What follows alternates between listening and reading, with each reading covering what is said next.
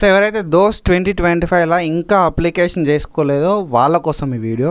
So ఇంకా నువ్వు apply చేసుకోకపోతే మాత్రం అప్లై చేసుకో అని చెప్పడానికి ఈ వీడియో అయితే చేస్తున్నా. సో మనకి ఈ అప్లికేషన్ రిజిస్ట్రేషన్స్ ఎప్పటి వరకు ఉంటాయి అండ్ మనకి ఈ సీట్ అలాట్మెంట్ ఎప్పుడవుతుంది అని చెప్పి మనం మాట్లాడుకుందాం. సీట్ అలాట్మెంట్ తర్వాత ఏముంటుంది అని చెప్పి కూడా మనం మాట్లాడుకుందాం. Before starting that, hey buddies, this side Jatin, welcome back to another sick tutor. కొత్తగా వస్తే సబ్స్క్రైబ్ చేసుకో, మీ ఫ్రెండ్స్ అందరికీ షేర్ చేయి. సో ఎవరైతే దోస్త్ లోపల 2025కి సంబంధించి ఇంకా రిజిస్ట్రేషన్ చేసుకోలేదో వాళ్ళైతే రిజిస్ట్రేషన్ చేసుకోరు. ఫేజ్ 1కి సంబంధించిన రిజిస్ట్రేషన్ చేసుకోవడానికి మనకి 21 మే 2025 దాకా టైం అయితే ఉంది. So 21 May is nothing but రేపు. సో మనకి రేపటి వరకు అయితే టైం ఉంది.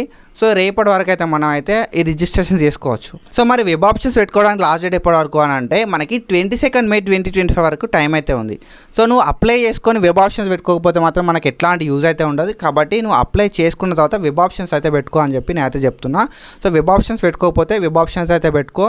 సో అప్లికేషన్ టైం లోపల ఎట్లాంటి ఎర్రర్స్ వచ్చినా కూడా కింద మన యాప్ లింక్ ఉంది. ఆ యాప్ లోపల మనం ప్రతిదీ కూడా సార్ట్ అవుట్ చేసినాం. అండ్ దాని తర్వాత వెబ్ ఆప్షన్స్ ఎట్లా పెట్టుకోవాలి, ఫేజ్ 1లో సీట్ రావాలంటే పక్కాగా వెబ్ ఆప్షన్స్ ఎట్లా పెట్టుకోవాలని చెప్పి మనం డీటెయిల్గా మాట్లాడుకుందాం.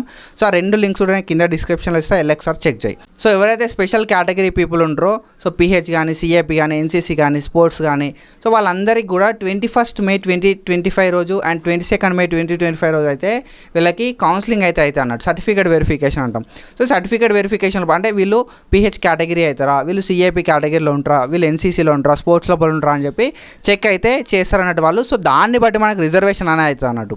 సో 21 రోజు 22 రోజు అయితే ఇవి అయితే అన్నట్టు. సో ఇవి హెల్ప్ లైన్ సెంటర్స్ లోపల మనకు ఈ వెరిఫికేషన్ అనేది అవుతుంది అన్నట్టు. సో మనకి రిజిస్ట్రేషన్స్కి ఏమో 21 మే దాకా టైం ఉంది, వెబ్ ఆప్షన్స్కి ఏమో 22 మే దాకా టైం ఉంది. అండ్ సీట్ అలాట్మెంట్ విషయానికి వస్తే మనకి 29 మే రోజు సీట్ అలాట్మెంట్స్ అయితే అన్నట్టు. సో ఎప్పుడైతే మనకి సీట్ అలాట్మెంట్స్ అవుతాయో, సీట్ అలాట్మెంట్స్ అయిన తర్వాత మనకి 4 to 5 days ఆఫ్ టైం అయితే ఇస్తారు.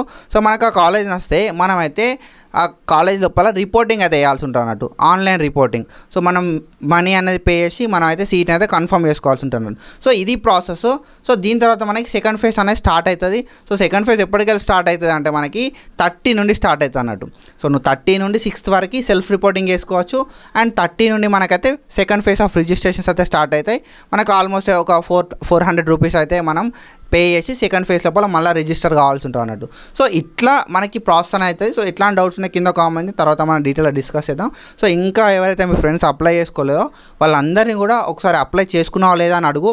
అప్లై చేసుకున్న వాళ్ళని వెబ్ ఆప్షన్స్ పెట్టినావా లేదా అని చెప్పి అడుగు. సో లేకపోతే మన ఛానల్ వాళ్ళకి షేర్ చేయి, సో దట్ వాళ్ళకు క్లారిటీ అయితే వస్తుంది అన్నట్టు. So that's it guys. Follow for మోకండి. మీకు దోస్త్ ఎట్లాంటి డౌట్స్ ఉన్నాయి కింద మన యాప్ లింక్స్ ఉన్నాయి. You can go and check it out. Web options ఎట్లా పెట్టాలని కూడా వీడియో అయితే చేసిన. That's it for today. Follow for మోకండి. Thank you so much. Signing of.